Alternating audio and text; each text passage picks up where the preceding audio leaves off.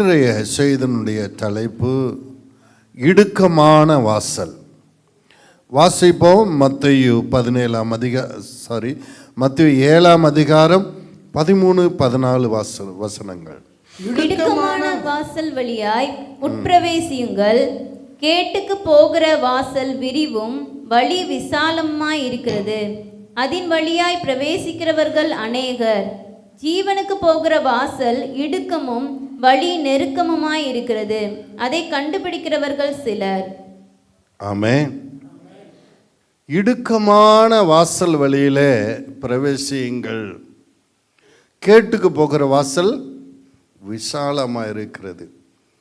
ஆனால் அதில் நிறைய பேர் பிரவேசிக்கிறாங்க. எதில்? விசாலமான வாசல். இடுக்கமான வாசலில் சில பேர் தான் பிரவேசிக்கிறார். அதை கண்டுபிடிக்கிறவங்க சிலர் என்று சொல்லப்பட்டிருக்கு. இன்றைக்கு அந்த சிலர், அந்த இடுக்கமான வாசலிலே பிரவேசிக்கிற ஒரு சிலரில் நானும் நீங்களும் இருக்கணும்னு விரும்புகிறோம். ஆமென். இந்த நம்ம ஆத்துமாவை தீர்மானிக்கிறது ரெண்டு வாசல் தான். ஒன்று, நம்ம ஆத்துமா எதிர்காலத்தை தீர்மானிக்கிறது ரெண்டு வாசல். ஒன்று விசாலமான வாசல், இன்னொன்று இடுக்கமான வாசல். விசாலமான வாசலில் எப்படி வேணாலும் வாழலாம். விசாலமான வாசலில் பிரவேசிக்கிறவங்க என்ன பண்ணலாம்? எப்படி வேணாலும் வாழலாம், எதை வேணாலும் பேசலாம், எதை வேணாலும் செய்யலாம். அங்கே கொண்டாட்டங்களும் செலிப்ரேஷனுகளும் உண்டு. எந்த தடையும் எந்த ஒரு கட்டுப்பாடும் கிடையாது விசாலமான வாசலில் பிரவேசிக்க விரும்புகிறவர்களுக்கு. ஆனால் இடுக்கமான வாசலில் பிரவேசிக்க விரும்புகிறவர்களுக்கு நிறைய கட்டுப்பாடுகள் உண்டு. சுயமாக என்ன பண்ணக்கூடாது? செயல்படக்கூடாது. ஆண்டவருடைய வார்த்தைக்கு கீழ்ப்படிந்து அவர் சொல்லுகிறபடி நடக்கணும். அவர் வாழ்ந்து காட்டினபடி வாழணும். அல்லேலூயா. இதுதான் இடுக்கமான வாசல். விசாலமான வாசல் எப்படின்னா, ஒரு 5 ஸ்டார் ஹோட்டல் இருக்குதுன்னு வச்சுக்கோங்க. அதுக்குள்ளே போனால் என்ன பண்ணுவாங்க? பெரிய சல்யூட்டெல்லாம் அடித்து அப்படியே கதவுலாம் திறந்து வரவேற்பாங்க. அப்படி தானே? விசாலமான வாசலில் நீங்கள் நுழையிறது பெரிய ஒரு 5 ஸ்டார் ஹோட்டலுக்குள்ளே நுழையிறத போல் இருக்கும். இடுக்கமான வாசலில் நுழையிறதுன்னா ஒரு குடிசை வீட்டுக்குள்ளே இப்படி வணைஞ்சி போகணும். எங்கள் வீடெல்லாம் ஆரம்பத்தில் என்ன ஆயிடுச்சுன்னா, ஓட்டு வீடுக்கு முன்னாடி என்னன்னாக்கா ஓலை வீடு இருந்தது, பனை ஓலையில் இருந்தது. அது பார்த்தோன்னா இப்படி வளைஞ்சு தான் உள்ளே போகணும். இல்லையா? அந்த வீடுகளில் நான் இருந்திருக்கேன். நான் சின்ன பையனாக இருக்குமே நல்ல ஞாபகம் இருக்குது. அந்த பனை ஓலையில் இருந்த வீடு இருந்தது. அடுத்தது ஓடு போட்டாங்க, அடுத்து மோல்டு ஆயிடுச்சு. இல்லையா? அப்போ அதில் வளைஞ்சு தான் போகணும். இடுக்கமான வாசல் எப்படிப்பட்டதாக இருக்கிறது என்றால், ஒரு ஏழை குடிசைக்குள்ளே நுழையிறதை போல் இருக்கும். விசாலமான வாசல் 5 ஸ்டார் ஹோட்டலில் அப்படி நான் நின்று சல்யூட் அடித்து வரவேற்கிறாங்கல்ல, கதவெல்லாம் திறந்து விடுறாங்களே, அப்படியே கம்பீரமாக போகிறீங்க, அதே போல் இருக்கும். அல்லேலூயா. சரி, பரலோக வாசல் ஏன் குறுகலாக இருக்கிறது? சொல்லுங்க பார்க்கலாம். ஏன் குறுகலாக இருக்கு? சுயம், ஈகோ உள்ள நுழையாதபடி, நம்மளுடைய சுயமும் ஈகோவும் உள்ள நுழையாதபடி ஆண்டவர் அதை வடிவமைத்திருக்கிறார், குறுகலாக வச்சிருக்கிறார். ஆமென். ஒரு சிறிய கதை என்னன்னா, ஒரு பெரிய செல்வந்தர் என்ன பண்ணாரா, ஒரு பெரிய மூட்டையோடு கூட பரலோகத்துக்கு போயிருக்கிறார். என்னப்பா இது என்னுடைய உழைப்பினால் சம்பாதித்த செல்வங்கள் அப்படின்னு சொன்னார். அப்போ தேவதூதன் சிரித்து கொண்டே சொன்னாராம், இந்த பரலோகத்துக்குள்ளே நீ வரணுன்னா உன்னுடைய பண மூட்டையை காட்டிலும் உன்னுடைய மனத்தாழ்மையை தான் இங்கே பெரிதாக எடுத்துக்கொள்ளப்படுகிறது. கணக்கில் எதை எடுத்துக்கொள்ளப்படுகிறது? மனத்தாழ்மையை தான் எடுத்துக்கொள்ளப்படுகிறது என்று சொன்னாராம். வாசிப்போம். மத்தேயு 16:24 வாசிங்க.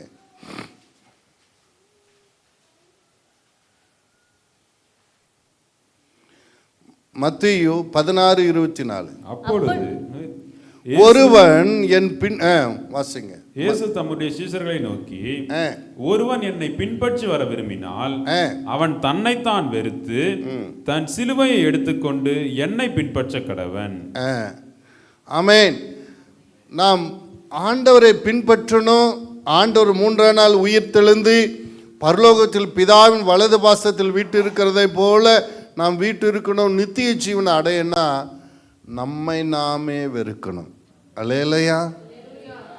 மனசு சொல்லும், கண்ணு சொல்லும், வித்தியாசமான காரியத்தெல்லாம் நமக்கு சொல்லும்.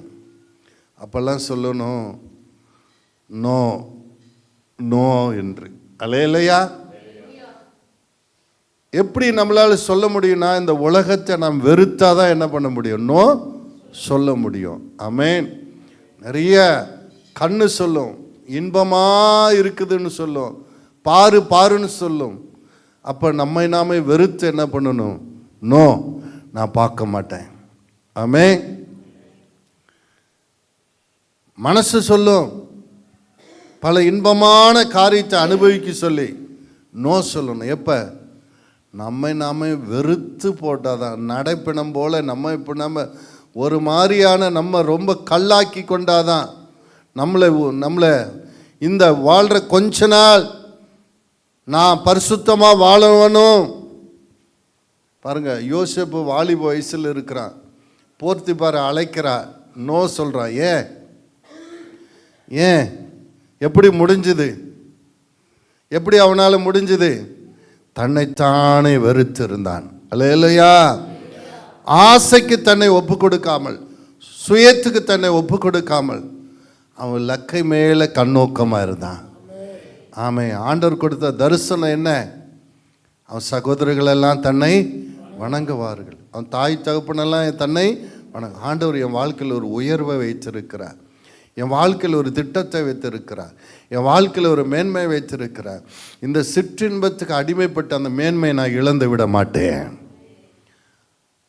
இது தன்னைத்தானே வெறுத்து, இந்த உலகத்தில் உண்டானவைகள் தேவனால் உண்டானவைகள், இது சாத்தானால் உண்டானவைகள். இதை நாம் வெறுத்தாதான் பரலோகத்தை அடைய முடியும். உலகத்தை நேசிக்கிறவன், உலகத்தில் இருக்கிற சிற்றின்பங்களை நேசிக்கிறவன் ஒரு நாளும் பரலோக ராஜ்யத்தில் பிரவேசிக்க முடியாது. வெளிப்படுத்தல் சொல்லப்பட்டுகிறது, யார் யாரெல்லாம் பரலோகத்தில் போக முடியாதுன்னு பயப்படுகிறவர்கள். கடைசியில் எடுங்க, கடைசியில் எடுத்து வாசிங்க. யார் யாரெல்லாம் போக முடியாதுன்னு சொல்லியிருக்கு?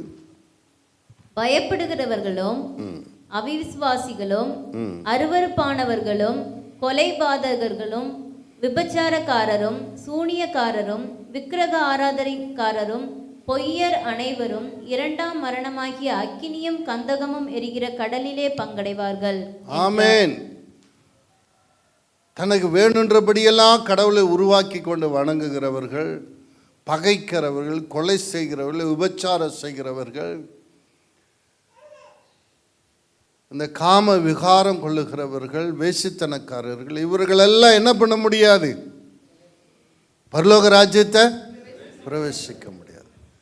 நம்மை நாமே கட்டுப்படி. பவுல் சொல்றாரு, உங்களை அவயங்களை என்ன பண்ணா? அடக்கி ஒடுக்கி கீழ்ப்படுத்தணுமா? என்ன பண்ணணுமா? கண்ணு அடக்கணும். பக்கத்தில் பாசுங்கள, கண்ணு அடக்கணும், மனசை அடக்கணும், சரீரத்தை அடக்கணும். அடக்கி ஒடுக்கி கீழ்ப்படுத்தணும். பக்கத்தில் பார்த்தது, அடக்கி ஒடுக்கி கீழ்ப்படுத்தணும். ரசிக்கப்பட்ட புதுசில் அந்த வால் போஸ்ட் ஒட்டி இருப்பாங்க. அன்னைக்கு எவ்வளோ உச்சிதமான பரிசுத்த வாழ்க்கை வாழ்ந்துருக்குறோன்னு பாருங்கள். ரசிக்கப்பட்ட புதுசில் வால் போஸ்ட்டு சில அறகுறையான ஆடை இருக்கிற மாதிரி போஸ்ட்டு ஓட்டிருப்பாங்க. இந்த இரவில் படம், இந்த படமெல்லாம் ஓட்டுறாங்களே தேட்டரில், அந்த வால் போஸ்ட் ஓட்டியிருப்பாங்க. ஒரு நாள் தெரியாமல் பார்த்துட்டு இருப்போம், ஏசப்பா பரிசுத்தப்படுத்த கண்களே ஜோமண்டே போய்ட்டு. 2ஆவது நாள் அந்த வழியாக போனால் அப்படிக்க பார்க்கவே, ஓ இந்த இடத்துல போஸ்ட் ஓட்டிருப்போம், இப்படி திரும்பிட்டே போகும். இல்லையா? அவ்வளோ உச்சிதமான பரிசுத்தமாக ஒரு வாழ்க்கை வாழ்ந்த நாட்கள் அது, ரட்சிக்கப்பட்ட ஆரம்ப நாட்கள். இல்லையா? அந்த பகுதியில் போஸ்ட் ஒட்டிக்கிறாங்கன்னு அந்த பக்கமே திரும்பாத, அந்த இடம் வந்த உடனே இந்த பக்கம் திரும்பிட்டு, அவ்வளோ கட்டுப்பாடோடு வாழ்ந்த நாட்கள். அல்லேலூயா. அதுதான் அடக்கி ஒடுக்கி கீழ்ப்படுத்துறது. இங்கொரு இச்சையான காரியங்கள் இருக்குது, நம்ம மனதை கெடுக்கிற காரியங்கள் இருக்குது, நம்ம வழிவிலக காரியங்கள் இருக்குன்னா அந்த பக்கமே போகாதபடி, அதை பார்க்கவே பார்க்காதபடி, அதுக்கு இடம் கொடுக்காதபடி நம்ம அடக்கி கொள்வது தான் குறுகலான வழி. இல்லையா? யார் இப்போ இச்சை அடக்கத்தோடு இருக்காங்க? கடைசி நாளில் எப்படி இருப்பாங்களா? ஜனங்க எப்படி இருப்பாங்களா? அதை எடுத்து வாசிங்க. கடைசி நாட்களில் இச்சை அடக்கம் இல்லாதவர்களாக இருப்பாங்க. நோ கண்ட்ரோல், கண்ட்ரோலுன்னே கிடையாது.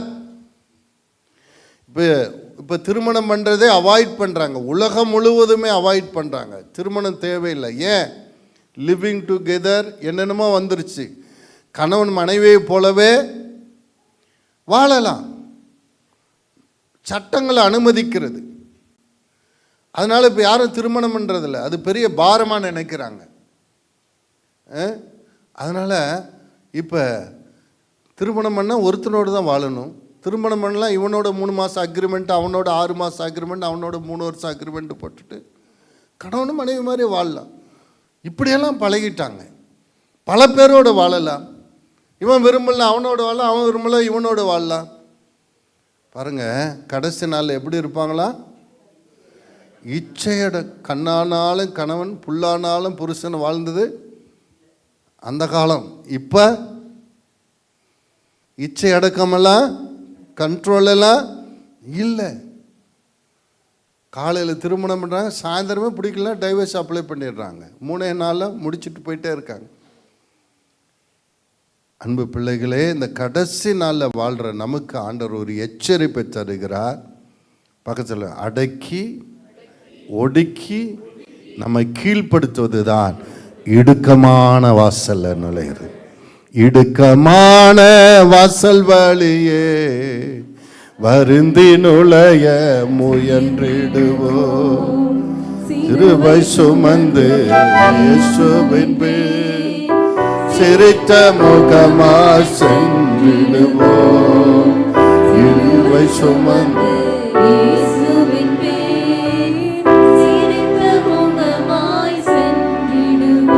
வாழ்வுக்கு செல்லும் வாசல் இடுக்கமானது. வாழ்வுக்கு செல்லும் வாசல் இடுக்கமானது. பரலோகம் செல்லும் பாதை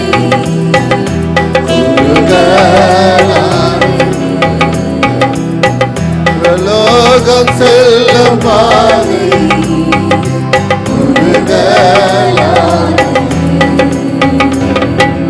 சிலுவை சுமந்து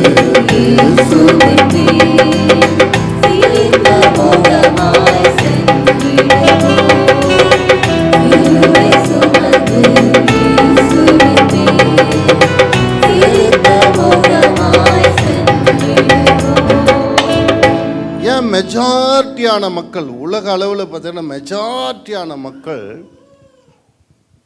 விசாலமான வழியிலே போக விரும்புகிறார்கள். ஏன்? கிறிஸ்தவர்களும் கூட கிறிஸ்தவர்கள் என்ற போர்வையில் விசாலமான வழியிலே நடக்கிறார்கள். ஆமென். பேர் ஏன்னா கிறிஸ்தவங்கள் அப்பா அம்மாவுக்கு பிறந்துட்டதுனால பேர் என்ன வச்சிருச்சு? ஆண்டனி, ஜோசப், மேரி, எஸ்ஸர் என்ற பேர் வந்துருச்சு. பேருக்கு என்னது? அவங்க கிறிஸ்தவர்கள். ஆனால் அவங்க குறுகலான வழியில் நடக்கிறாங்கன்னா இல்லை. என்னபடி? விசாலமான வழியில். ஏன் அவங்க விசாலமான வழியில் நடக்க விரும்புகிறார்கள்? அங்கே எந்த கட்டுப்பாடும் இல்லை, எந்த இன்ஸ்ட்ரக்ஷனும் கிடையாது. எப்படி வேண்டுமானாலும் வாழலாம்.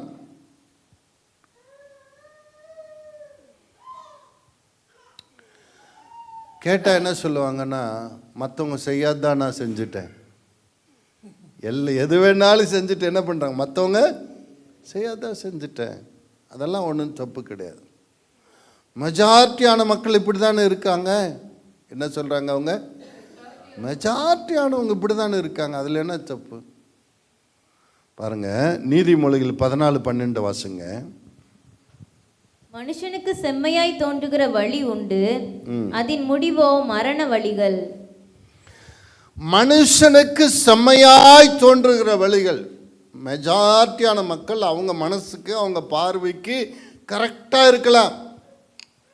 ஆனால் அதனோட முடிவு என்னது? மரணம். நரகம் என்று ஒன்று இருக்கிறது. அதை எப்போ நீங்கள் மறந்து விடக்கூடாது. பரலோகத்தை குறித்து அடிக்கடி நினைக்கிறீங்க, நரகம்னு ஒன்று இருக்கு, அதையும் மறந்துடக்கூடாது. அங்கே வேதம் சொல்லுகிறது, ஒரு பணக்காரன் ஒருவன் வாழ்ந்தான். அவன் பூமியில் வாழ்ந்த நாட்களில் இந்த சத்தியத்துக்கு கீழ்ப்படியாமல் விசாலமான வழியில் நடந்தவன். அவன் விருப்பம் போல வாழ்ந்தவன், எந்த கட்டுப்பாடும் இல்லாமல் வாழ்ந்தவன். இன்னொரு ஒன்று இருந்தால் லாசர், அவன் குறுகலான வழியில் நடந்தான். அவன் ஏழ்மையாக இருந்தாலும் கூட எப்படி வாழ்ந்திருக்கிறான்? பரிசுத்தமாக வாழ்ந்திருக்கிறான். குறுகலான கட்டுப்பாடோட வேத வசனத்துக்கு அஞ்சி நடந்திருக்கிறான். 2 பேருமே மரிச்சிட்டாங்க. ஒருத்தன் ஐஸ்வர்யம் பாதாளத்துக்கு போயிட்டான். லாசரு ஆபிரகாம் மடி என்று சொல்லக்கூடிய வேதனை இல்லாத இடத்துக்கு போயிட்டான். இங்கே ஐஸ்வர்யன் கண்களை ஏறெடுத்து போகிறான். லாசர் அங்கே ரொம்ப சந்தோஷமாக இருக்கிறான். யார் மடியில் இருக்கிறதா சொல்லப்படுது? ஆபிரகாம் மடி. அப்போ இங்கிருந்து கூப்பிட்றான், ஆபிரகாமே. ஏன்னா இது பழைய ஏற்பாட்டு காரியத்தை சொல்லவிடு.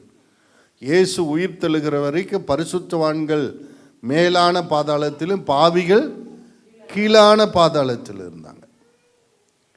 இயேசு வந்து தான் அவங்கள பாதாளத்தை ஜெயித்து பரிசுத்தவான்களை அழைத்து கொண்டு போனார். இன்று என்னோடு கூட பரதேசி கொண்டு போனார். அப்போ பாவிகளும் பரிசுத்தவானும் பார்க்க முடியும், ஆனால் பெரிய பிளவு இருக்கும். அவங்க இங்கே வர முடியாது, அவங்க அங்கே போக முடியாது. அப்போ இவன் வேதனைப்படுறான். யாரு? ஐஸ்வர்யன்.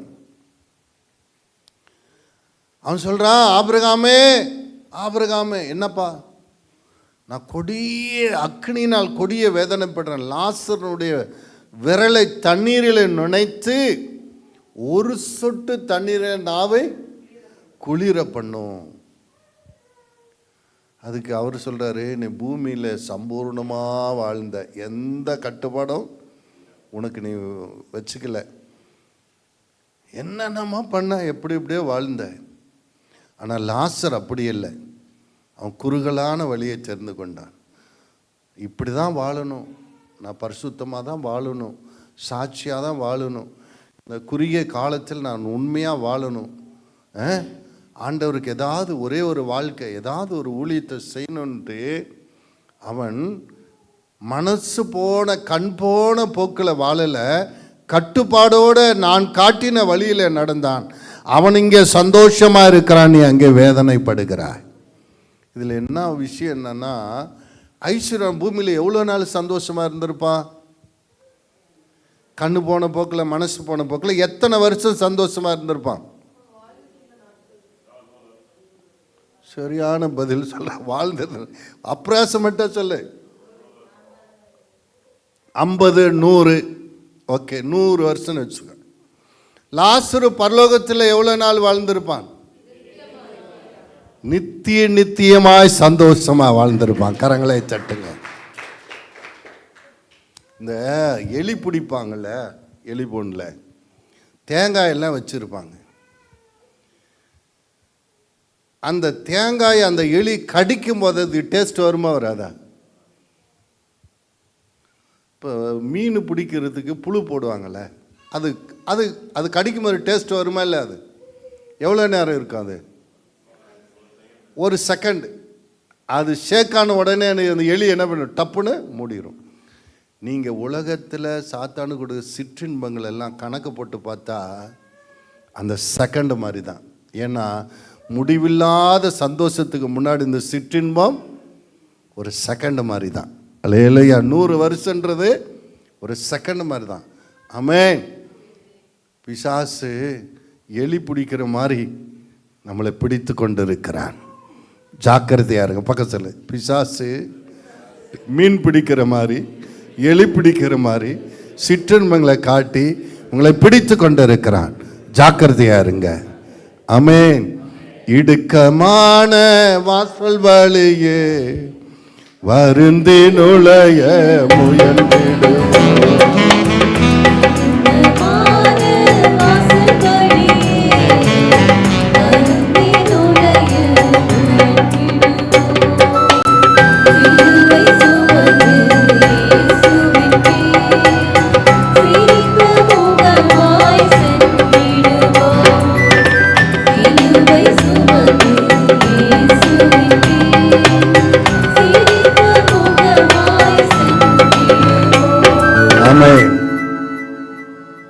இடுக்கமான வாசல் வழியா நாம் பிரவேசிக்கிறதுக்கு போராடணும்னு சொல்லப்பட்டிருக்கு வேதம். எப்படி வாசிங்க, லூக்கா 13:24.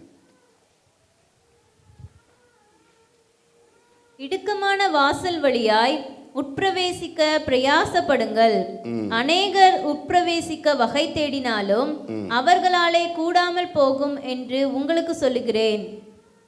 கிரேக்க பாஷையில் இதில் பிரயாசப்படுங்க, இடுக்கமான வழியில் நுழையிறதுக்கு என்ன பண்ணுங்க, பிரயாசப்படுங்க. கிரேக்க பாஷையில் இடுக்கமான வாசலில் நுழையிறதுக்கு போராடுங்க அப்படின்னு சொல்லப்படுது. என்ன பண்ணணுமா, எப்படி போராடணும்னா அதுக்கு உதாரணம் தடகள போட்டி இருக்கல, யாரெல்லாம் டிவியில் பார்த்துருக்க தடகள போட்டி, நிறைய தடைகள் வச்சுருப்பாங்க, தாண்டி தாண்டி ஓடுவாங்கள்ல, பார்த்துக்கிறீங்களா? அதுக்கு என்ன இங்கிலீஷில் என்ன, நிறைய தடைகள் இருக்கும், தாண்டி தாண்டி ஓடுவாங்கள்ல, தடகள போட்டி, அது பேர் என்னது, தடையை தாண்டி ஓடணும். சில கம்பு வச்சுருப்பாங்க, சில இடத்துல ஒரு கம்பு வச்சுருப்பாங்க, இன்னொன்று 2 கம்பு, சில இடத்துல 3 கம்பு வச்சு தாண்டி என்ன பண்ணணும், ஓடி போய் அது இது பண்ணும். பேர் தடகள போட்டி. அதை தாண்டி ஓடுறதுக்கு தடகள போட்டி வீரன் என்ன பண்ணுவானா, முழு பலத்தோடு என்ன பண்ணுவான், ஜம்ப் பண்ணி என்ன பண்ணுவானா, ஓடி அந்த பரிசை பெறுவானா. அதே போல் நான் பிரயாசப்பட வேண்டும், போராட வேண்டும். ஏன் அப்படி போராடினா, நம்ம இடுக்கமான வழியில் போகிறத சாத்தான் விரும்ப மாட்டான். பக்கத்தில் நம்ம இடுக்கமான வழியில் போகிறத சாத்தான் நிறைய தடைகளை கொண்டு வருவான். நீங்கள் இடுக்கமான வழியில் போகணுன்னு சொல்லிட்டு மனம் திரும்பி பாவத்தை அறிக்கிட்டு ஞானஸ்தானம் எடுத்துட்டு அபிஷேகம் பெற்றுட்டு பைபிள் எல்லாம் வச்சு அல்லேலூயான்னு ஜெபம் பண்ணிட்டு வெளியே போவீங்க. அப்போ தான் பழைய ஆள் முன்னாடி வந்து நிற்கும். அல்லேலூயா, யாரை கொண்டு வந்து உன்னை வீழ்த்த முடியுமோ நான் கொண்டு வரோம். அல்லேலூயா, அது சொல்லும், பழைய நினைவில் அது பேசும். இப்போ சொல்லணும், அது நேற்று, இன்னைக்கு நான் புதிய மனுஷன் ஆயிட்டேன், என்னை மறந்து விடு என்று சொல்ல தயாராக இருக்கணும். அல்லேலூயா, ஆமென்.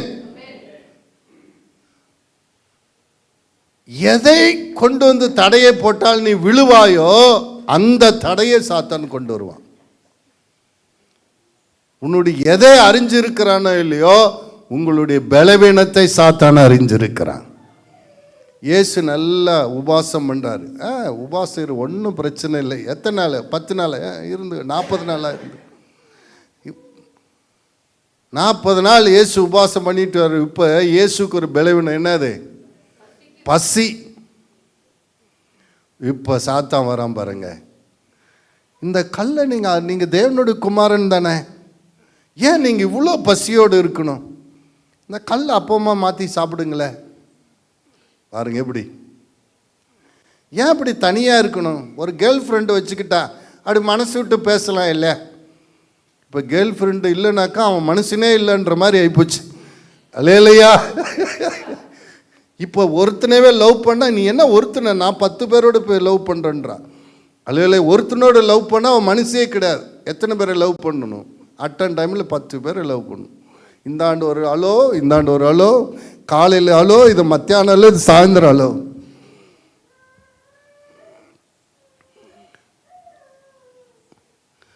என்னென்ன தடைகளை கொண்டு வர முடியுமோ அத்தனை தடைகளை கொண்டு வந்து உங்களை வீழ்த்துவதற்கு அவன் போராடுவான்.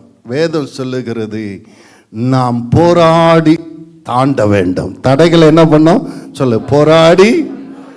தடைகளை வீரன் முழு பலத்தோடு தடையை தாண்டுவது போல சாத்தான் கொண்டொரு ஒவ்வொருவரை தாண்ட ஜபத்தோடு, விசுவாசத்தோடு, வேத வசனத்தோடு, தேவ பயத்தோடு போராட வேண்டும். பாருங்க, யோசேப்பு வாலிபத்தில் இருக்கிறான். வாலிபத்தில் இருக்கிறான். பாருங்க எப்படி கொண்டு வர பாரு. அவன் பாரு ஒரே ஜம்பு, கட்டிட்டு இருக்கிற துணியை கூட விட்டுட்டு ஓட்டான். பக்கத்தில் பாசு, யோசேப்பு போல ஓடுப்பா, கொஞ்சம் யோசிச்ச விழுந்துருவேன். தானியேல் நல்ல பரிசுத்தமான மனுஷன், நல்ல வேத ஞானம் உள்ளவன், நல்ல ஒரு மனுஷன், தேவ பக்தி உள்ளவன். பாருங்க, ராஜாவின் போஜனத்தை கொண்டு வந்து அவனை தீட்டுப்படுத்த பிசாசு நினைக்கிறான். இல்லையா? தேவன் அவனுக்கு விசேஷித்த ஆவியை கொடுத்து வச்சிருக்கிறாரு, அபிஷேகத்தில் இருக்கிறான். எதை சாப்பிட்டா அவன் தீட்டுப்படுவானோ அதை கொண்டு வந்து கொடுக்கறது இல்லாத, இது ராஜாவின் கட்டளை, நீ சாப்பிட்டே ஆகணும். எப்படி? சில நேரத்தில் இது ஐடி நிறுவனம், நீ இப்படி தான் ட்ரெஸ் பண்ணணும், இது எங்கள் கம்பெனி கலாச்சாரம், இதில் நீ பங்கெடுத்து தான் ஆகணும். இல்லையா? நிர்பந்தங்கள் வரும். என்ன வரும்? வேலை ஸ்தலத்தில் மேனேஜர் அட்ஜஸ்ட் பண்ணாதான் ப்ரொமோஷன் கிடைக்கும். நீ அட்ஜஸ்ட் பண்ணாதான் உனக்கு சினிமாவில் வாய்ப்பு கிடைக்கும். இதுதான் இங்கே கலாச்சாரம். நீ வித்தியாசமாக இருந்தால் என்ன பண்ண முடியாது, வாழ்க்கையில் முன்னேற முடியாது, உனக்கு வாய்ப்பு கிடைக்காது, நிர்பந்தம் வரும். இப்போ தானியேலுக்கு ஒரு நிர்பந்தம், இதை நீ சாப்பிட்டாதான் ராஜா உன்னை விடுவார், இல்லாட்டி என்ன பண்ணிடுவார், ஜெயிலில் போட்டுருவார், உன்னை கொன்று போட்டுருவார். இது ராஜாவினுடைய கட்டளை. தானியேல் சொன்னா, பரவாயில்ல, நான் செத்தாலையும் பரவாயில்ல, செத்தாலையும் நான் ராஜாவின் போஜன தீட்டுப்பட மாட்டேன். இருதயத்தில் தீர்மானித்தான். கரங்களை தட்டுங்க. இடுக்கமான வாசல் என்பது ஏதோ போற போக்கில் போறதில்ல, இருதயத்தில் கடினமாக எடுக்கிற தீர்மானம். என் உயிரே சாத்ரா மேஷாக் சொல்றாங்க, ராஜாவே என்ன பெருசா நெருப்பை போட்டுட்டு மிரட்டிட்டு இருக்கிற, எங்க தேவன் இந்த அக்னிக்கு தப்புவிக்க வல்லவர், தப்புவிக்காமல் போனாலும் நீர் நிறுத்தின பொற்சிலையோ உங்களுடைய தேவனையோ நாங்கள் பணிந்து கொள்ள மாட்டோம்.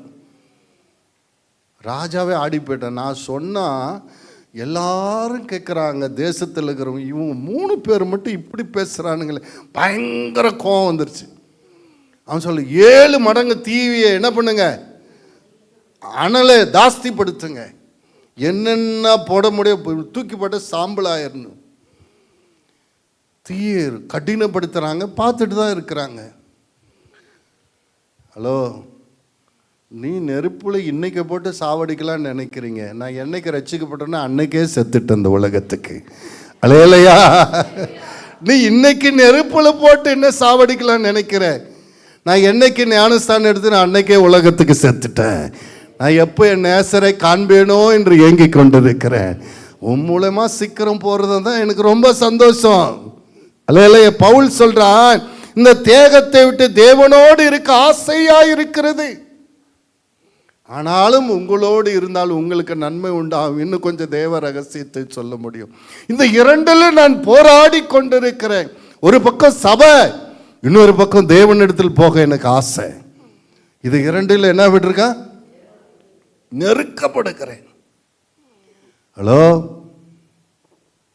சாத்ரா மேஷாக் என்ன தெரியுமா, என் நேசரை எப்பொழுது காண்பேன்ற ஏக்கத்தில் இருக்கிறவனுக்கு தீய தாஸ்தி ஊட்டும் போது இவனுக்கு சந்தோஷமா இருக்குமா துக்கமா இருக்குமா? ஆமே. அவன் சொல்றான், ஒன்றும் நாங்களாம் பயப்பட மாட்டோம். இல்லையா? இதுதாங்க இடுக்கமான வாசல். இடுக்கமான வாசல் வழியே வருந்தி நுழைய, இடுக்கமான வாசல் வழியே வருந்தி நுழைய,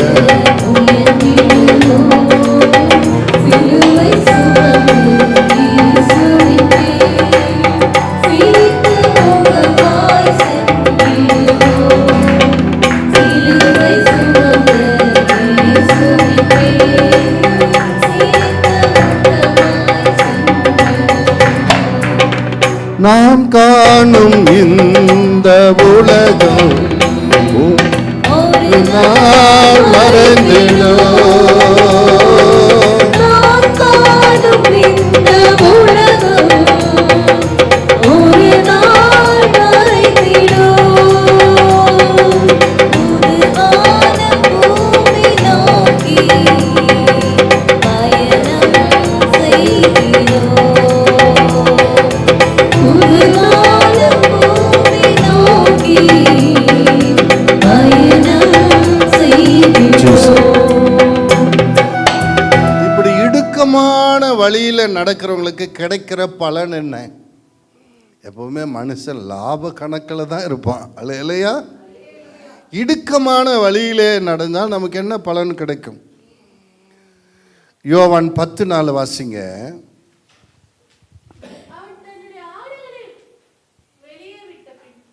அவன் தன்னுடைய ஆடுகளை வெளியே விட்ட பின்பு அவைகளுக்கு முன்பாக நடந்து போகிறான்.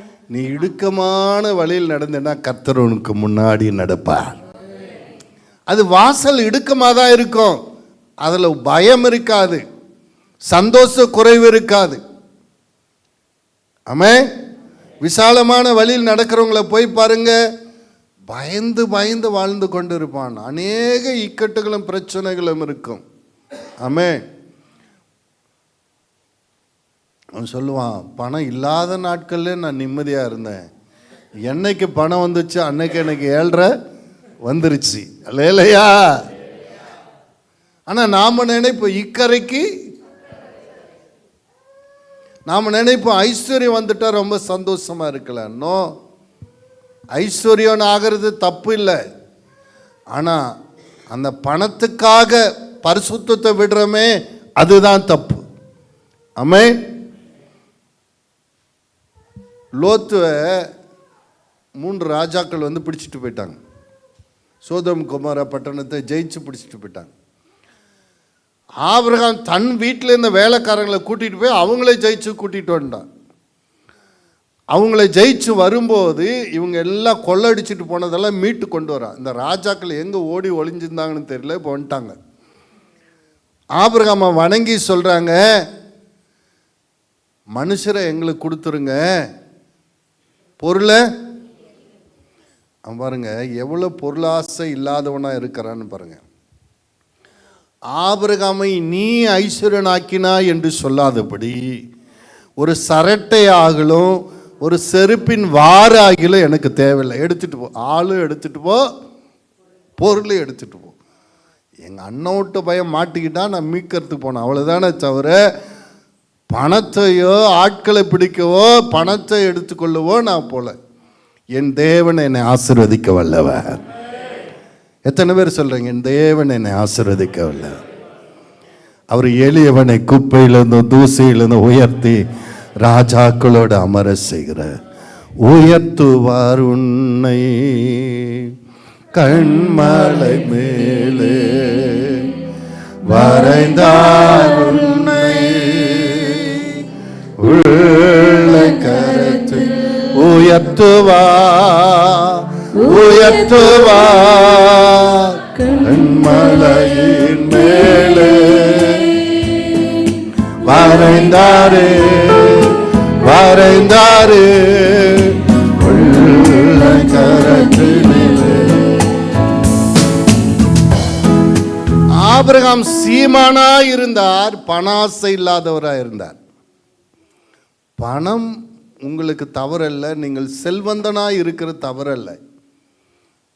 ஆதியாகமம் 24:14 வசனமா, வேலைக்காரன் சொல்ல என் எஜமான கர்த்தர் சீமானாய் வைத்திருக்கிறார், அவருக்கு அநேக வேலைக்காரர்களும் வெள்ளியும் பொண்ணும் உண்டு. யார் சொல்றது? ஆனா ஆபிரகாம் என்ன சொல்றாரு? நீ என்னை ஐஸ்வர்யனாக்கினா என்று சொல்லாதபடி ஒரு செருப்பாகிலும் வாராகிலும் சரட்டையாகிலும் தேவையில்லை, கர்த்தர் என்னை ஆசீர்வதிக்க வல்லவர். நீங்கள் ஐஸ்வர்யனாயிருக்கலாம், அந்த ஐஸ்வர்யம் கர்த்தரிடத்தில் வந்ததாக இருக்க வேண்டும்.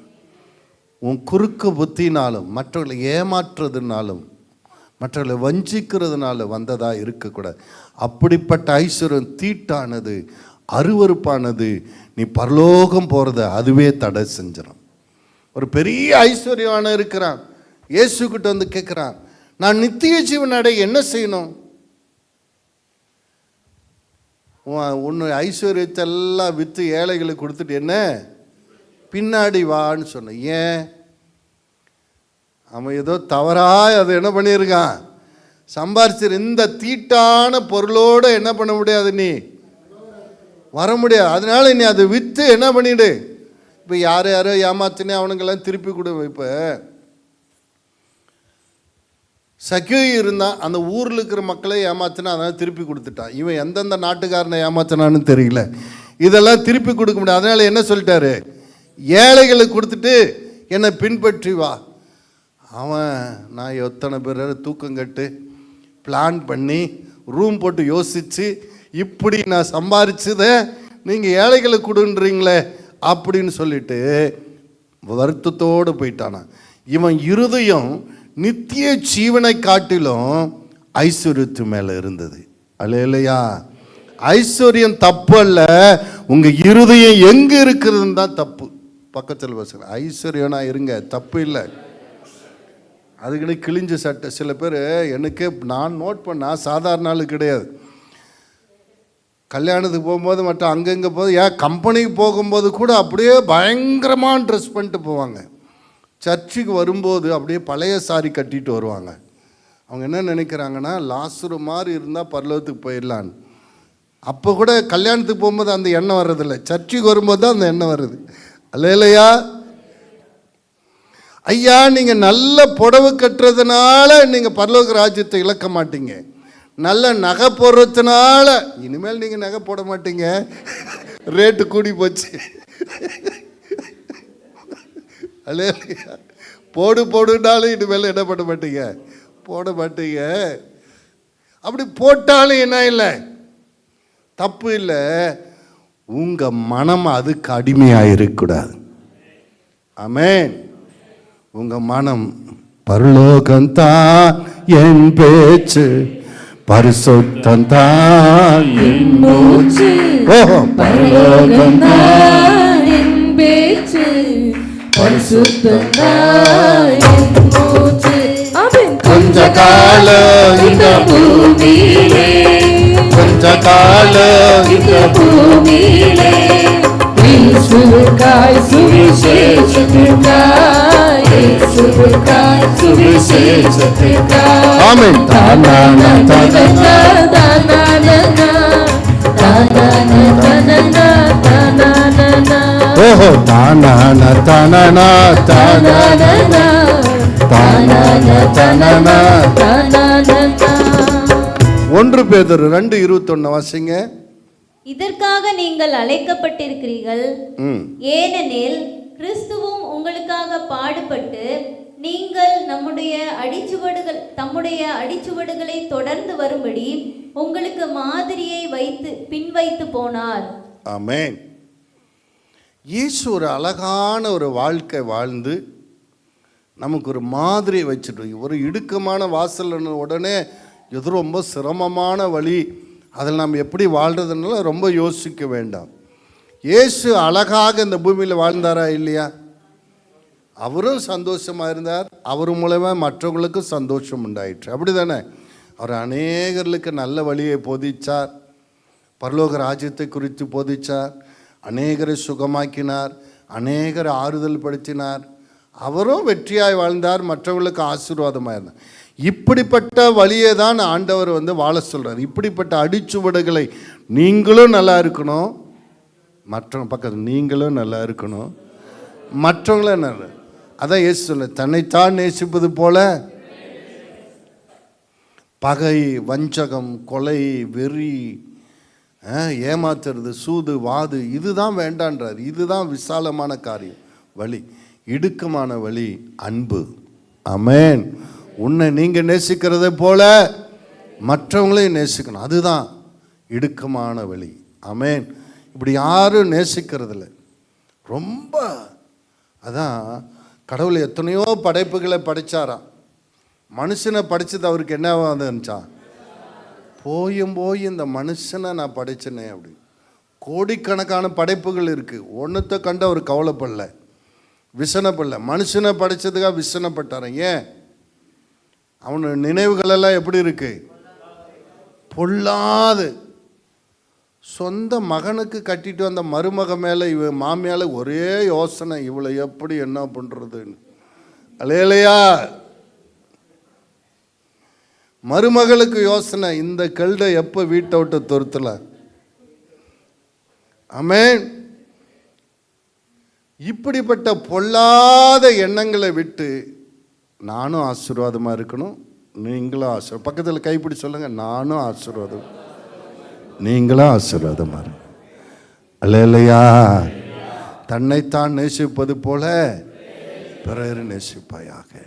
இயேசு அழகான ஒரு வாழ்க்கை வாழ்ந்தார். அவர் மூலமாக எவ்வளோ பேருக்கு ஆசீர்வாதம். பக்கத்தில் கேளுங்க, ரகசியமாக எனக்கு மட்டும் சொல்லுங்கள், உங்கள் மூலமாக யாருக்காவது ஆசீர்வாதம் வந்திருக்கா? ரகசியமாக கேளுங்க, எனக்கு மட்டும் சொல்லுங்கள், வெளியில் சொன்னால் அவமானமாயிரும். ரகசியமாக சொல்லுங்கள், உங்கள் மூலமாக யாருக்காவது ஆசீர்வாதம் வந்திருக்கா? கேளுங்க. இதுதான் விசாலமான வழி. இப்படி வாழ்ந்தால் பரலோகத்துக்கு போக முடியாது. இயேசு கிறிஸ்துவினுடைய அடிச்சுவடுகளை நாம் பின்பற்றணும். ஒவ்வொரு நாளும் மற்றவர்களுக்கு நாம் ஆசீர்வாதமாக இருக்கணும். ஒரு நல்ல மரத்தை பாருங்கள், அநேகர்களுக்கு கனி கொடுக்கிறது. ஆமே. ஒரு தென்னை மரத்தை எடுத்துக்கோங்க, ஓனருக்கும் கனி கொடுக்குது. அவன் அப்படியே வெட்டி என்ன பண்ணுறான், இளநீராக விற்கிறான். ரோட்டில் போகிறவங்களெல்லாம் பண்ணுறாங்க. அந்த தென்னை மரம் நல்ல பழுத்து தேங்காய் கொடுக்குது.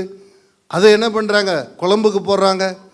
சிலது எண்ணெய் ஆட்டி பயன்படுத்துகிறாங்க. எத்தனை விதத்தில் அந்த தென்னை மரம் பயன்படுது, எத்தனை பேருக்கு பயன்படுது. ஒரு சாதாரண தென்னை மரம், சாதாரண ஒரு திராட்சை செடி, சாதாரண ஒரு சப்போட்டா, சாதாரண பப்பாளி செடி, சாதாரண ஒரு ஆப்பிள் செடி மற்றவர்களுக்கு பிரயோஜனமாக இருக்கு இல்லையா? சாதாரண பசுமாடு, சரி உங்கள் பாசையில் எரம மாடு மற்றவங்களுக்கு பிரயோஜனமாக இருக்கு இல்லையா? எரம மாட்டு பால் தான் வெண்ணெய் ஜாஸ்தி இருக்கான். அட்லீஸ்ட் ஒரு எரம மாட்டு அளவு தான் நீங்கள் வாழ்கிறீங்களா? உங்கள் மூலயமா மற்றவர்களுக்கு ஆசீர்வாதம் வருதா? கேளுங்க, கைப்பிடிச்சு, அட்லீஸ்ட் கையை பிடிச்சி உலுக்கி கேளுங்க, ஒரு எரம மாட்டு வாழாவது வாழ்கிறீங்களா? பாருங்கள், எரம மாடு பால் கொடுக்குது, அதை கட் பண்ணி சாப்பிட்றாங்க. அது தோலை என்ன பண்ணுறாங்க, பெல்ட் ஆக்குறாங்க, பல பைகள் ஆக்குறாங்க, ஒன்றுமே விட மாட்டேன்றாங்க. அது எல்லாத்துக்கும் தன்னுபடி உயிரோடு இருக்கும்போது பிரயோஜனப்படுது, செத்த பின்னாடியும். நாம் எப்படி வாழ்கிறோம்? வசனத்தினால் மட்டுமல்ல, செயலினாலும் கூட நாம் பரிசுத்தமாக இயேசுனுடைய அடிச்சுவடை பின்பற்ற வேண்டும். பக்கத்தில் பசங்க, வசனத்தினால் மட்டுமல்ல செயல்களினால இயேசுனுடைய அடிச்சுவடை நாம் பின்பற்றி செல்ல. அதுதான் சொல்லுது. ஒரு மாதிரி நமக்கு இருக்கிறது. கம்பெனிங்களெல்லாம் பார்த்தீங்கன்னா நிறைய சிஎல்ஸ் எடுப்பாங்க, நிறைய சொல்லிக் கொடுக்க மாட்டாங்க. சொல்லுவாங்க ஒரு கேஜுன்னு சொல்லுவாங்க, உள்ளே நுழைஞ்சா ஓகே, நுழையலைன்னா ரிஜெக்ட். அல்லையா? டூல் ரூமில் இருக்கு, அப்படி தானே சொல்கிறாங்க, கேஜுன்னு சொல்லுவாங்க. இதுக்குள்ளே நுழைஞ்சா ஓகே, நுழையலனா ரிஜெக்ட். இயேசுனை அடிச்சூட பின்பற்றி வந்தீங்களன்னா பரலோகம், பின்பற்றலைன்னா நரகம். அங்கே அக்னி, வேதனை, ஒரு நாள் 2 நாளா முடிவில்லாத வாழ்வு. ஆமென். இயேசுனுடைய அடிச்சுவடை பின்பற்றுவோம். ஆமென். பரலோகம்தான் என் பேச்சு, பரிசுத்தம்தான் என் மூச்சு. ஆமென். பரலோகம்தான் என் பேச்சு, பரிசுத்தம்தான் என் மூச்சு. கொஞ்ச காலம் இந்த பூமியிலே, கொஞ்ச காலம் இந்த பூமியிலே இயேசுவுக்காய் சுவிசேஷத்துக்காய், இயேசுவுக்காய் சுவிசேஷத்துக்காய். ஆமென்.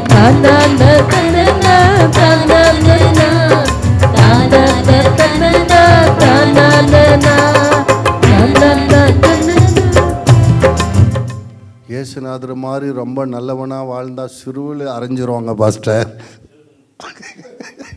இயேசுநாதர் மாதிரி இருந்தால் இந்த உலகத்தில், அது நான் சொல்ல, இயேசுவே சொன்னார், நான் இந்த உலகத்தானா இல்லாததினால உலகம் என்னை பகைத்தது, உலகம் என்னை ஏற்றுக்கொள்ளவில்லை. நீங்கள் உலகத்தாரா இல்லாததுனால உலகம் உங்களை பகைக்கும். நீ கவர்மெண்ட் ஆஃபீஸில் போய் லஞ்சம் வாங்க மாட்டேன்னு சொல்லி பாரு, எத்தனை பேர் பல்ல கொறிக்கிறாங்க இல்லையா?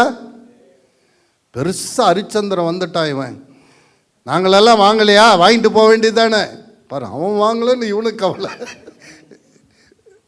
ஏன்னா இவன் மட்டும் வித்தியாசமாக போட்டு கொடுத்துடக்கூடாதுல்ல. அவனை வாங்கிட்டான்னா என்ன ஆகிடும், சமமாயிடும். ஒரு கவர்மெண்ட் ஆஃபீஸில் லஞ்சம் வாங்காமல் ஒரு டியூட்டி பார்க்குறது பெரிய கஷ்டமாக இருக்குது. ஆமென். ஒரு சினிமா துறையில் பரிசுத்தமாக வாழ்கிறது கஷ்டமா? ஒரு ஆஃபீஸில் ஒரு பெண்கள் பரிசுத்தமாக போயிட்டு வர்றது கஷ்டமாக இருக்குது. இந்த உலகம் இச்சையினால் நிரம்பி இருக்கு. ஒரு டீ கடையில் ஒரு பொம்பளை டீ ஆற்றுற சிரிச்சுட்டு ஆற்றுனா தான் அங்கே 10 பேர் வந்து நிற்கிறான். ஆம்பளை நின்று ஆற்றுனா வழியே போயிட்டே இருக்கிறான். உலகம் இச்சையினால் என்ன பண்ணப்பட்டிருக்கு? ரிசப்ஷனில் பாருங்கள், பெண்களை தான் உட்கார வச்சிருக்கேன் அப்படின்னா தான் வரான் உள்ள, இல்லாட்டி அப்படியே போய்ட்றான். அல்லேலூயா. இந்த உலகம் இச்சையினால் நிரம்பி இருக்கிறது. இந்த உலகம் பரிசுத்தத்தை, உண்மையை, நீதியை ஏற்றுக்கொள்வதில்லை. அப்படி வாழ்ந்தால் இயேசுவை பழித்ததை போல பழிப்பாங்க. இயேசு என்ன சொன்னாங்க? அவர் ஏழைகள் மீது அன்பு கூர்ந்தார், ஒடுக்கப்பட்டவர்கள், சமுதாயத்தில் புறக்கணிக்கப்பட்டவர்கள் நேசித்தார், அவங்களோடு சாப்பிட்டார், அவங்களுக்கு ஆறுதல் சொன்னார். உலகம் அவர் ஏற்றுக்குச்சா? என்ன சொல்லுச்சு? கேலி கிண்டல் பண்ணிச்சு. என்ன சொல்லு? இவர் பாவிகளுக்கெல்லாம் லீடர்ப்பா இவர் தான், பிச்சைக்காரன் தலைவருப்பா இவர். அவருக்கு என்ன, நம்ம பாஷையில் சொன்னால் என்ன பண்ண, பிச்சைக்கார யூனியன் தலைவர் இவர் தான். அல்லேலூயா. ஆயக்காரர்கள், திருடர்களுக்கு, ஏமாத்துறவங்களுக்கெல்லாம் இவன் தான் தலைவன். இவர் நல்லது பண்ணுறார், பேய் ஓட்டுறார். இவர் பிசாசின் தலைவனை கொண்டு பேய் ஓட்டுறார். எப்படியெல்லாம் அவர் கிரிட்டிசைஸ் பண்ணணுமோ, எப்படியெல்லாம் அவர் கேலி பண்ணணும், கிண்டல் பண்ணணும், பண்ணாங்களா இல்லையா? நீ பரிசுத்தமாக வாழ்ந்தனா உன்னை கேலி பண்ண தான் செய்வாங்க. உன்னை உலகம் ஏற்றுக்குச்சின்னு வச்சுக்கோயேன், சம்திங் ராங். பக்கத்தில் உலகம் உங்களை ஏற்றுக்குச்சேன்னா சம்திங் ராங். நீங்கள் எதோ விசாலமான வழியில் போகிறீங்கன்னு அர்த்தம். நீ போகிற இடமெல்லாம் இடிக்குதுன்னாக்கா நீ குறுகலான வழியில் போகிறேன்னு அர்த்தம். குறுகலான வழியில் போன இடிக்குமா இடிக்காதா? இடிச்சிச்சேன்னா கரெக்டாக போயிட்டுருக்குன்னு அர்த்தம். அல்லேலூயா. இந்த படைச்சதை வெள்ளிக்கிழமை நாளில் அப்படியே எல்லாருக்கும் கொடுத்துட்டு வருவாங்க. என்னாண்டே வருவாங்க, வேண்டாம்பா நான் இயேசுவை நம்புகிறேன்பா, நான் இயேசுநாதருக்கு உருவம் கிடையாது, நீங்கள் உருவத்தை வச்சு வணங்குறீங்க, எனக்கு அதில் கருத்து வேறுபாடு சாப்பிடும். அங்கே பாரு ஜோசப்பார், அரை மூடி தேங்காய் ஒருத்தனே எடுத்து சாப்பிட்றான். அவனும் தானே கிறிஸ்தவன். அவன் சொல்கிறான் அவனும் தானே கிறிஸ்தவன். நீ என்ன ரொம்ப பில்டப் பண்ணுற? இந்த பாதியில் வந்தவனுங்க தான் இப்படி பண்ணுறீங்க. அவன் பாருங்க பாரம்பரியமாக கிறிஸ்தவனாக இருக்கான். எல்லாருக்கும் சின்ன பீஸு தான் கொடுக்குறான், அவன் அரை மூடி அப்படியே எடுத்துக்கிட்டான். அல்லேலூயா. பாருங்க, நம்ம என்னத்தை சொல்ல, நம்மாலே என்ன பண்ணுறா? அது அது அவர் விருப்பங்க, அது ஏன் விருப்பம், இப்படிங்க நீ ஏன் கம்பல் பண்ணுற, போங்க அப்படின்னு. ஒவ்வொரு வெள்ளிக்கிழமை இது பெரிய தலைவலியாக இருக்கும். 15 வருஷம் கம்பெனியில் வேணுன்னே வந்து வம்பு பண்ணுவானுங்க. அல்லேலூயா.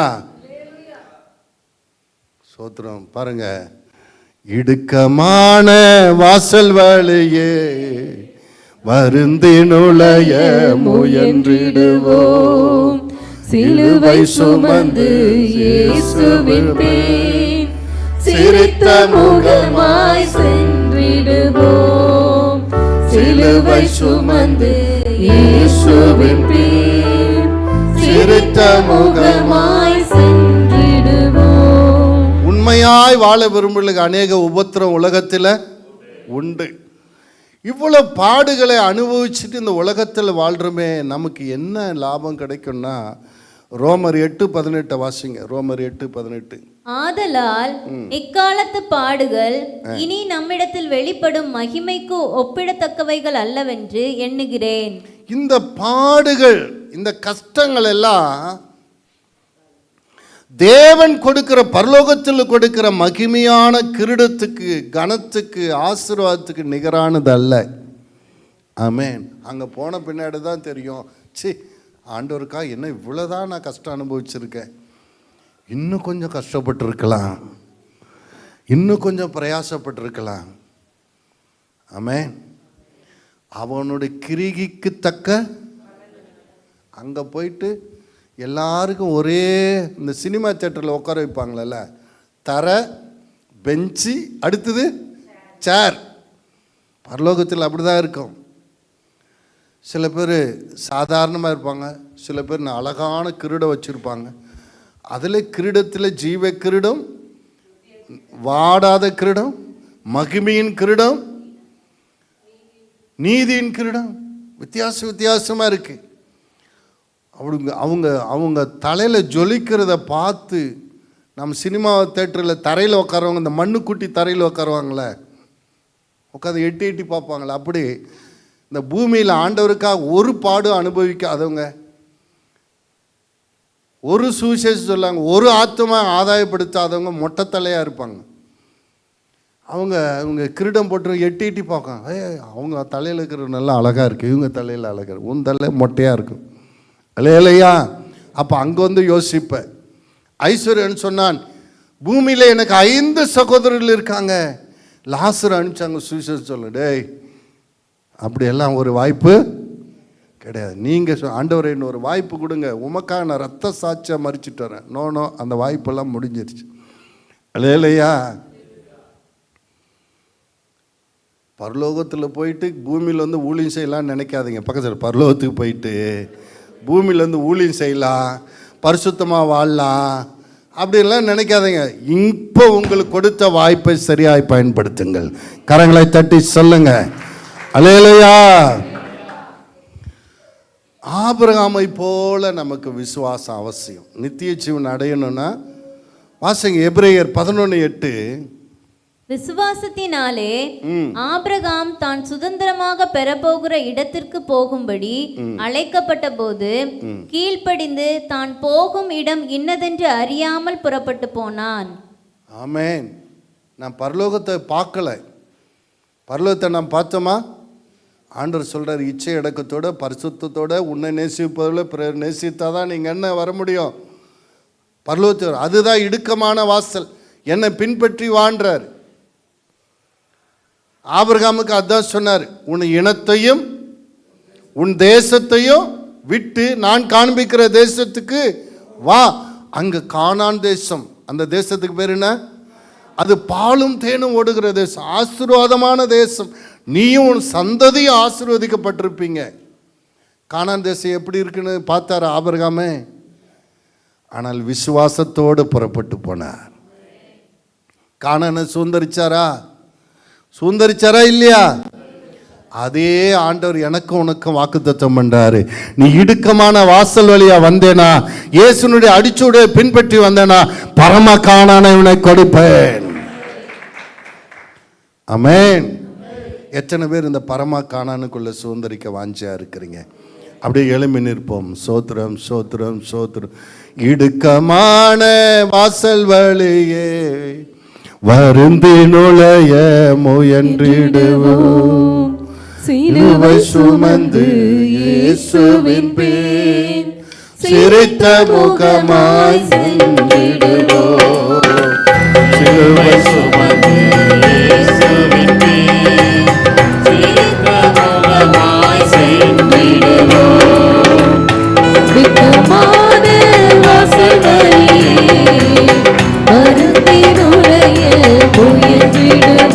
நாம் காணும் இந்த உலகம்,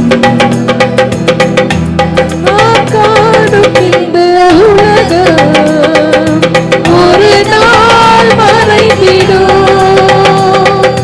நாம் காணும் இந்த உலகம்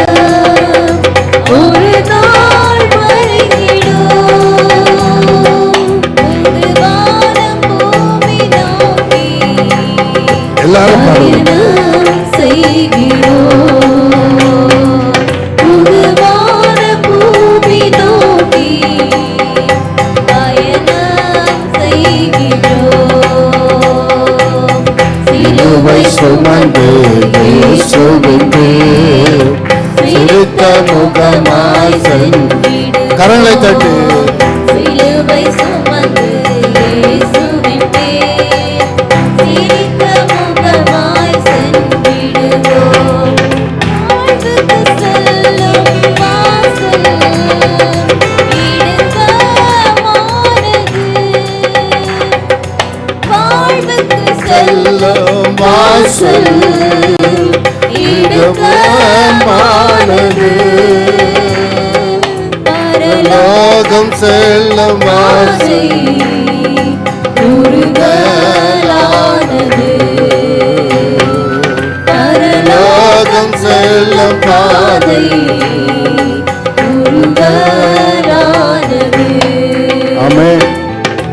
இயேசு சொல்றாரு, மலை பிரசங்கத்தில் சொல்றாரு, மத்தேயு 7:13-14, இடுக்கமான வாசல் வழியாய் உட்பிரவேசிங்கள். கேட்டுக்கு போகிற வாசல் விரிவும் வழி விசாலமாக இருக்கு, அதில் வழியாய் பிரவேசிக்கிறவர்கள் அநேகர். ஜீவனுக்கு போகிற வாசல் இடுக்கம் வழி நிற்க, அதை கண்டுபிடிக்கிறவர்கள் சிலர். ஆமென். கர்த்தர் இன்றைக்கு அந்த வழியை உங்களுக்கு போதித்திருக்கிறார். நீங்கள் ஏற்கனவே அந்த வழியை கண்டுபிடித்து இருக்கிறீர்கள். இயேசுவின் அடிச்சூடையில் பின்பற்றி நடங்கள். ஆமென். பரலோகத்துக்கு போகிற வாசல் இடுக்கமானது தான்.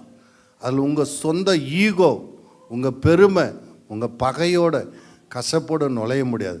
அந்த இடுக்கமான வாசலில் உங்கள் மூட்டையெல்லாம் இறக்கி வச்சுட்டு தான் போகணும்.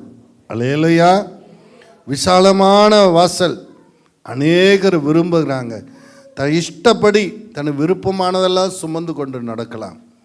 ஆனாலும் அதனுடைய முடிவு அழிவு என்று சொல்லப்பட்டிருக்கு. இடுக்கமான வாசல் வழியில் நுழையிறதுக்கு நீங்கள் போராட வேண்டும். அநேக தடைகளை பிசாசு கொண்டு வருவான். போராடி தாண்டி நீங்கள் முன்னேற வேண்டும். இடுக்கமான வழியில் நடக்கும்போது நமக்கு கிடைக்கிற பலன் என்னென்னா, இவ்வுலகத்தில் இருக்கிற பாடுகள் பரலோகத்தில் தேவன் கொடுக்குற ஆசீர்வாதத்துக்கு நிகரானது அல்ல. ஆமென். ஆண்டவர் நமக்கு நிறைய ஆசீர்வாதம், நித்திய முடிவில்லாத வாழ்வு வச்சிரு, பல கிரீடங்களை, மறைவான மன்னாவை வச்சிருக்கிறார், ஜீவ விருட்சத்தை வைத்திருக்கிறார். அதெல்லாம் வெளிப்படுத்தல் 7 சபைகளை குறித்து வாசிக்கும் போது என்னென்னலாம் அங்கே அவார்டு இருக்குதுன்ற நீங்கள் பார்க்கலாம். அல்லேலூயா. ஆபிரகாமை போல ஆண்டவர் சொல்லியிருக்கிறார், விசுவாசிப்போம். ஆபிரகாமை போல நாம் பயணப்படுவோம். ஆபிரகாம் விசுவாசித்து பயணப்பட்டான், கானானை, பூமியில கானானை சுதந்தரித்தான். நாம் விசுவாசித்து பயணப்படுவோம், பரலோக கானானை சுதந்தரிப்போம். கரங்களை உயர்த்தி ஒப்பு கொடுங்க அப்படியே.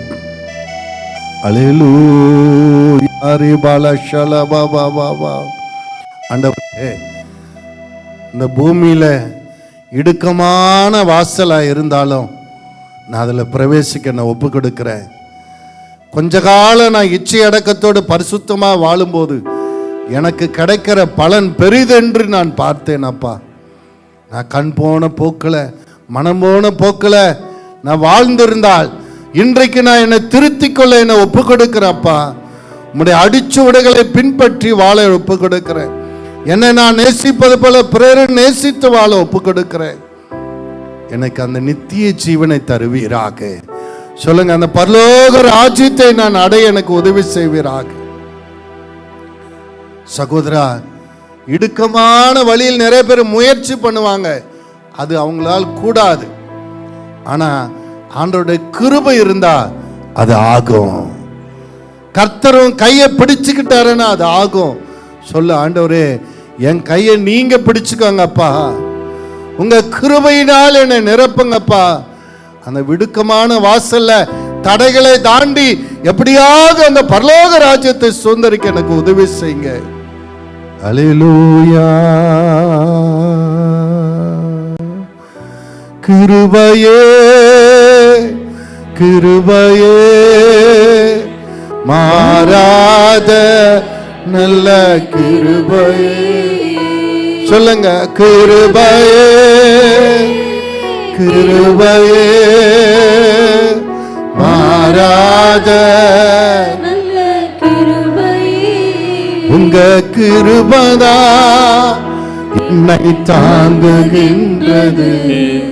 உங்க கிருபதா என்னை நடத்துகின்றது. உங்க கிருபதா என்னை தாங்குகின்றது. உங்க கிருபதா என்னை நடத்துகின்றது. ஒன்றுமில்லா நேரத்தில் எல்லாம் எனக்கு உதவி செய்த கிருபை. இது ஒன்றுமில்லா நேரத்தில் எல்லாம் எனக்கு உதவி செய்த கிருபை. இது கிருபையே கிருபையே மாறாத நல்ல கிருபையே எஸ் எஸ் கிருபையே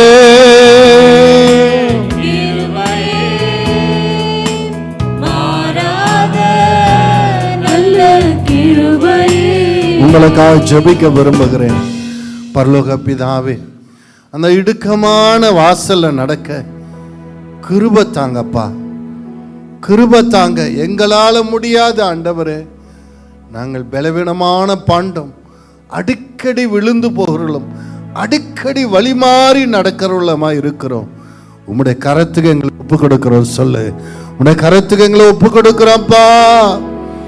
எங்க கரத்தை நீர் பிடித்துக்கொள்ளும். நல்ல மேய்ப்பனே, எங்களுக்கு முன்பாக சொல்லுவீராக. நான் உங்களை விட்டு விலகுவதில்லை, கைவிடுவதில்லை சொன்னவரே, எங்களை கைவிட்டுக் கொள்வீராக. அந்த இடுக்கமான வாசல்ல நாங்கள் நுழைந்து நித்திய ஜீவனை சுதந்தரிக்க இந்த சத்தத்தை கேட்கிற ஒவ்வொரு கிருபை தாங்கப்பா. இக்கால பாடுகள் தேவன் கொடுக்கிற வருங்கால நன்மைக்கு ஈடானது அல்ல என்று சொன்னீரே. நீர் கொடுக்க போகிற மிகுந்த ஆசீர்வாதங்களுக்காய், நித்திய ஜீவனுக்காய் ஸ்தோத்திரம் பண்ணுகிறோம். அது சுதந்தரிக்க இந்த சத்தத்தை கேட்கிற இந்த கூடி வந்திருக்கிற ஒவ்வொருவரும் கிருபை தாங்கப்பா. அந்த முடிவில்லாத வாழ்வை, நித்திய ஜீவனை, பரலோகத்தை சுதந்தரிக்க ஒவ்வொரு கிருபை தாரும். பூமியில வாழ்கிற நாட்களில மன உறுதியோடு சாத்ரா மேஷாக்கை போல, தானியேலை போல, யோசேப்பை போல வைராக்கியமாய் வாழ உதவி செய்யுங்கப்பா. உம்முடைய கிருபைக்கு ஒப்பு கொடுக்கிறோம். இயேசுவின் நாமத்தில் ஜெபிக்கிறோம். ஜெபங்களும் பரலோக பிதாவே, ஆமென். கரங்களை தட்டி தேவனை மகிமைப்படுத்தும். ஆண்டவரே, எங்களோட பேசினீரே, நன்றின்னு சொல்லுவோம்.